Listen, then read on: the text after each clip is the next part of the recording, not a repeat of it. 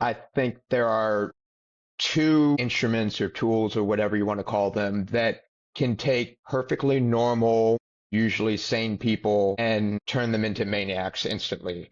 And one of them is a steering wheel, and the other one is a computer keyboard. Hmm. And there's something about people have a tendency to road rage and do and say things that these same people would never do if they were walking past the person and saw their face. And likewise on a computer, you read comments on YouTube or whatever, and it's like, who is saying this? And they probably, I mean, maybe some of them do, but I would like to think not all of them say that every day and say, but there's something about the anonymity of it that does Hmm. something to the brains. And you're right, it's something impersonal. And I think that in one sense, nothing has really changed because Hmm. we have always been fallen human beings. If you look at history and study history, you certainly are not blind to the fact that people are capable of some really evil, I horrible mean, Cain things. and Abel, generation Yeah. two.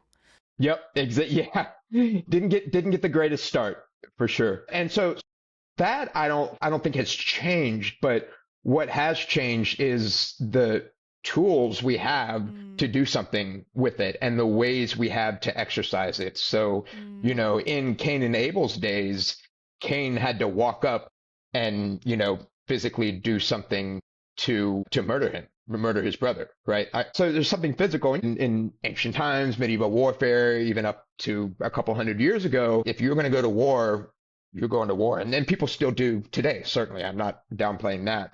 But at the same time, like you said, somebody could be, in a hoodie in a room and just completely ruin somebody's life without ever seeing them or even really registering that it's a real life that they're hurting necessarily.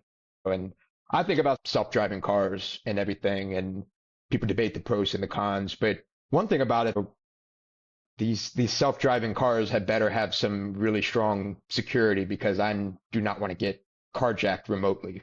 Yeah.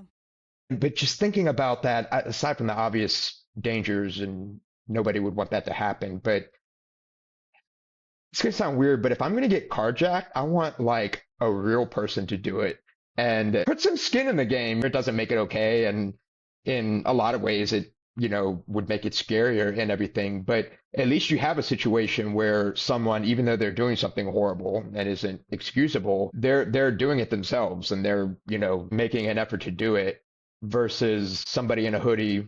I mean, I'm being very stereotypical here, but in their basement who's not physically capable of carjacking Hmm. anyone in real life, but can type a few keys and make it happen. There's just something like very impersonal about it.